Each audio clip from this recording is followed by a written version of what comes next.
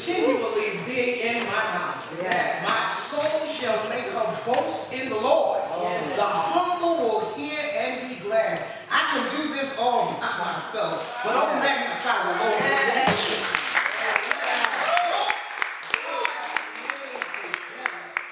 Honor the Spirit of Christ that is in this place. Let us pray. Now, God, thank you for your presence, for your light, for your glory, shining forth, bursting forth in this place. Now, God, I ask that you speak through these lips of clay. Speak so that your sermon will be delivered. Speak so that your message will be heard. Speak so that your message will be received. Speak, Lord, for we, your children, are listening, so that the words of my mouth and the collective meditations of our hearts, may they be acceptable in your sight. For God, you and you alone are our rock and our Redeemer. Amen. I want to put the two scripture passages together that was read in our hearing by Sister Ethel and Sister Danae. One from the book of Isaiah, chapter 60. Arise, shine, for your light has dawned. The presence of the Lord has shone upon you. And from the Matthew text in chapter 2. Then opening their treasure chest, they offered him gifts of gold, frankincense, and myrrh. I just want to talk about the breakthrough. I couldn't wait to be in worship this morning. I went to a jazz communion vesper last night at St. Albans Congregational Church. We call it the A Church in our neighborhood. I went over there for their 5 o'clock jazz vesper where Reverend Henry Simmons is the pastor. And Reverend Chris's childhood friend who plays the trombone was there with his jazz band. What a glorious, glorious time. And it just filled me up having taken communion, the first communion of the year at this jazz vesper service. And I just couldn't wait to get to church this morning. Now I know folks say attendance in churches, it's down these days, and people don't want to go to a specific place at a specific time to gather together and worship God. But I tell you, I was reading Debt.com, and there's a writer on it by the name of Ryan Lynch, and he said a third of 33% of Generation X, and 32% of baby boomers, and 25% of the silent generation, and 54% of millennials go out at least 3 times a week. They go out to eat, drink, and be merry. So if folks can gather where they want to, when they want to, and do whatever they want to, I will never be ashamed about wanting to gather in the house of God and worship God in spirit and in truth. And look, we only do it once a week. And folks complain about that. These folks are doing it at least 3 times a week, finding their way out. Well, this is the first Sunday of 2019. I want to say Happy New Year to everybody. And I truly cannot think of a better place to be or to be doing anything better than coming to the house of God and giving God some worship and praise. Because I owe God the praise. God, they woke me up this morning, I was breathing. My cousin posted something on Facebook. He said on Christmas morning, he posted, I opened 2 gifts this morning. My eyes. That's a gift all in itself. And I just want us to take a look at those texts, those scripture verses from Matthew and from Isaiah. Because it's going to tell us just how good God is, how loving and kind and gracious. How somebody wrote a song, he's sweet, I know. Storm clouds may rise, strong winds may blow, but I'll tell the world, wherever I go, I found a Savior. And he's so sweet, I know. God is great and greatly to be praised. You ought to read these scriptures and discover that God is so sweet. Jesus is the God of the breakthrough. And if we would just open our eyes, we would see the light. And don't underestimate the power of light. We have come to a part in our church season. This is we've been hearing Epiphany Day. As a matter of fact, it is on January 6th. So many times it doesn't fall on a Sunday, but Epiphany is falling on a Sunday this year. It represents the fact that the journey of Christmas, the journey that began with Advent season, with the awaiting of the coming Messiah, Emmanuel, meaning God with us, is ending. With Christmas, we celebrated the birth of the Christ child born in Bethlehem of Judea. Jesus' birth is the light that has come into the world. And just know this, Jesus does not possess the light. He is the light of the world. John's gospel tells us, and I like the way the Message Bible puts it, Jesus is the light blazed out of the darkness, and the darkness couldn't put it out. He was in the world, and yet the world didn't even notice. The way the King James put it, he was in the world, and the world knew it not. The world didn't even notice. Can you imagine? The breakthrough the world looks for is already here. The light has already come, and yet the world missed it. The Gospel of John said he came to his own. The light came to his own, and his own people didn't even know it. They received him not. And even in our world today, we miss the light. We miss Emmanuel, God with us. That's why I'm so grateful for the scripture reading from Isaiah. But we really can't fully appreciate the Isaiah 60 reading without reading what the children of Israel was going on that is described in Isaiah 58 and 59, because our world looks more like their world in chapters 58 and 59. Just a little background I want to talk about before we get to chapter 60. We are placed in the 6th century BCE. 50 years before we get to the text, the Babylonian Empire had seized the city of Jerusalem. They had captured it, and they captured some people. Some folks know about their history of being snatched from one place to another. You over there in your own little place, your own little country, your own little continent with your community, your family, your friends, and you just hanging out, having a good time, you're eating, drinking, sharing the culture, experiencing one another, and then people just come and snatch you. And snatch you and take you from one spot to another spot. That's what happened to the children of Israel. They were over in Jerusalem doing whatever they do, and they were snatched, seized by the Babylonians, and many of them were taken captive for almost 50 years, held in captivity in a Babylonian nation that had confused love with sex and wealth with money and freedom with license. One of the Psalms captured the despondency of the people that were captured like this with the words, "By the rivers of Babylon we sat down, and we wept when we remembered Zion." But along came King Cyrus of Persia, who vanquished the Babylonians and set the Israelite captives free. And he told them, you can return to your homeland of Jerusalem. And so they're going back to Jerusalem, but Jerusalem is in a devastated condition because of the war. The economy is shot to shreds. The schools are disintegrated. The temple is destroyed. The city, the beloved city of Jerusalem, is ruined. And when those who were coming back from Babylon came back to their city where some were still there, they got into a fight. They got into major conflict between those who had remained there and those who were exiled and had come back. It was not an easy time. Times were hard.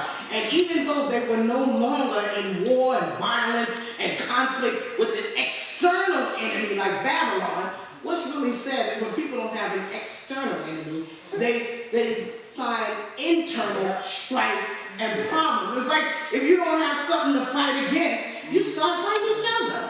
And this is what happened to the children of Israel. As they're struggling to make a life in Jerusalem, instead of turning to each other, they began turning on each other. One writer said that rebuilding the temple in the city was moving too slow. Leadership within the community was contested. Division and violence and quarreling hard that hindered the progress in both physical and social restoration. Drought and food shortages exacerbated the social strife and made rebuilding difficult. Economic and social inequality, homelessness, hunger, lack of clothing threatened the stability and identity of the returned community. There were groups outside the Judean community who regarded the returnees with suspicion. And the returnees disagreed about how you ought to welcome outsiders and how the community should be. All the people yearned for light, and there was nothing but darkness. That's chapters 58 and 59. And then all of a sudden we burst into chapter 60 of Isaiah. It comes in with splendor and light and glory. And don't get it twisted. The glory shining and the glory talked about. You can't underestimate this power of light. It's a breakthrough kind of light. It's not any kind of light. This is not the kind of light that they light at the Olympic, at the start of the Olympics. This is not like the 1,000 points of light that the past president, George Herbert Bush talked about. That's not that kind of light. This is not the kind of glory and light that's placed on human beings, that human beings place on one another. No, I love this, and I hope you really get to see the good news about God, because in the midst of polarized people, I mean, they all Americans, I mean, they all Israelites, they're all Israelites. They're divided, they're fighting each other over politics, religion, immigration, racism, classism, the economy, the global warming, theology, philosophy. They're fighting, they're backbiting, they're hostile, they're inhospitable, they're building walls to shut people out. They want folks to be excluded instead of being included, and in spite of what they're doing, this light, this God breaks through anyway. Look at God's response to humanity's transgressions, to humanity's wicked ways, crooked ways, corrupt ways, sinful ways. Look at God's response. God erupts in glory and light. I hope the light bulb, I hope Epiphany breaks through up in here, up in here. It should stir us up about the God we serve. This God who will go to any length to show us God's love and light and glory. That in spite of all of our stress, distress, and our mess, this God comes in and shifts the atmosphere from doom and gloom to light and glory, not because of who we are and not because of what we're doing, but because of who God is and what God can do. God looks beyond our faults and sees our need. God is the light who sees us and loves us near or far, whether we like folks or not. I know we have a tendency of doing the opposite of what God has done. God creates us in God's image, stamps us with God's divine presence image, gives us a spark, breathes in our nostril, gives us the breath of life, and we turn around and we go and create God in our image. We make God look like us, act like us, talk like us, like the people we like, hate the people we like. That's what humans do, but that's not God. God loves us all, and there is no person, there's no religion or country or any gender or age group or any group that has exclusive rights on God's love, God's grace, God's mercy, God's truth, God's life, and God's love. Nobody can tell you that they got it all. God didn't just drop it in one person. As a matter of fact, when Pilate looked at Jesus, he said to him, "What is truth? What is truth?" And there's no answer there. As a matter of fact, I like the way our black ancestors put it. He never said a mumbling word.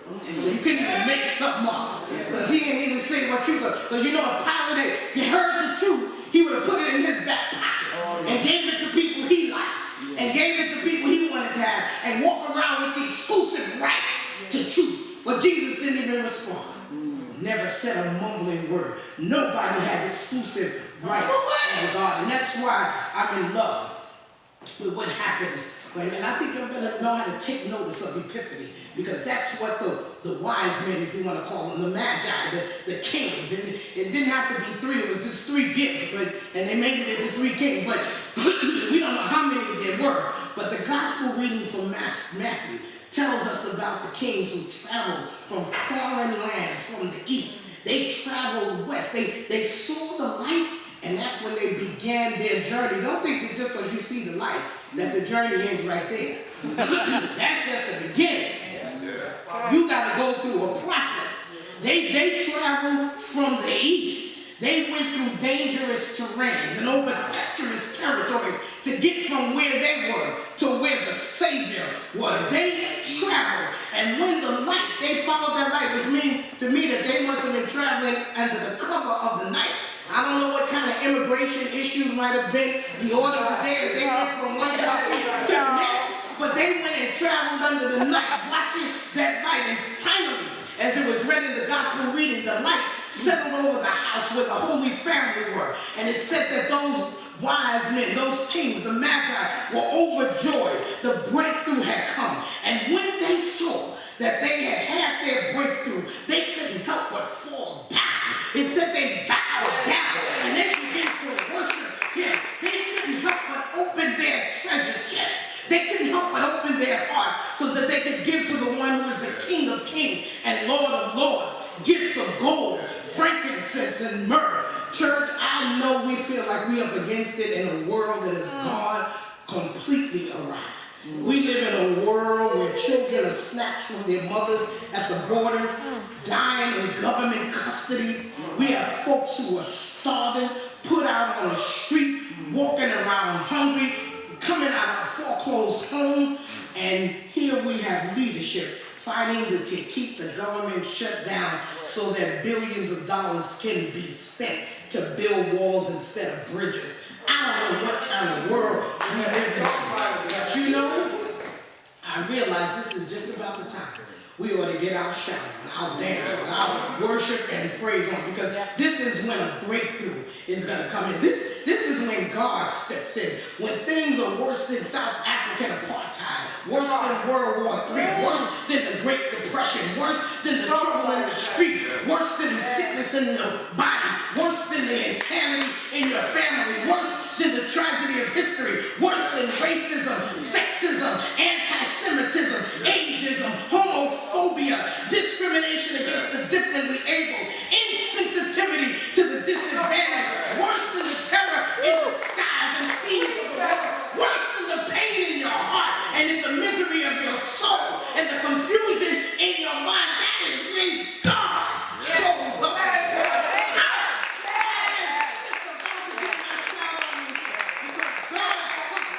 God makes God's self known to us even as a little vulnerable baby. God will step in. You better watch and see where God is stepping in the cracks and crevices of your life. And just show, even when it's so dark. And the thing about darkness is even the smallest pinpoint of a hole can penetrate the darkness. Just look for God and see how God will touch and bless and save and deliver and liberate, and God's glory shines on us all. That's a cause for us to get caught up in an intergalactic cosmic universal praise. We talk about doxology. The whole universe ought to start shouting that in Jesus, our God, our Creator, came into the world. That God who is described in Psalms 104. He's the God who's clothed with honor and majesty, wrapped in light like a garment, who makes the cloud a chariot and rides the wings of the wind. God, who could have stayed enthroned in that home up in glory, chose instead to come down into human life and into human history as a living, historical, actual, accessible, vulnerable human being. And that is cause to celebrate. And when the breakthrough called Epiphany shines upon us, our response should be like those kings who couldn't help but worship, who couldn't help but open their hearts, who couldn't help but pour out their gifts in effusive adoration to the child who reveals the light of God to the world. It's celebration time. It's time to celebrate the truth that God has been made known to us in the person of Jesus Christ. And even when darkness seems to be closing in, we should remember that song from John H. Hopkins, the star of wonder, star of light, star with royal beauty bright, westward leading, still proceeding, guide us to thy perfect light. We should be celebrating the light that shines in darkness. Oh, what God, I think if we would just think about what God does, that even when we are at our worst, God shows up anyway, even in the midst of our mess. And our response should be to just break open that treasure chest of our hearts. How do we do that? By repentance, by mending our wicked ways, and by living out a life of justice. That's the response to Epiphany.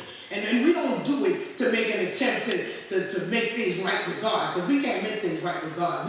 We too base for that. We can't make things right for God, but God comes down and makes things right for us. And our response is thanksgiving to the one who comes, who reveals light and salvation in the midst of darkness, and reveals it to us, broken, fragile, divided people, divided community, and makes us whole. Thanks be to God. Bow your heads in prayer. Gracious, loving, and faithful God, the light that is you breaks through the darkness. All the people may have lived in darkness, but you are now present, and with you comes the light that overcomes the darkness. Not only does your light shine in the darkness, but nations are drawn to it, making their way to the source of light, just like the Magi were drawn to the house of Jesus. Thank you for being the light that overcomes all of our darkness. Thank you for the breakthrough. In Jesus' name.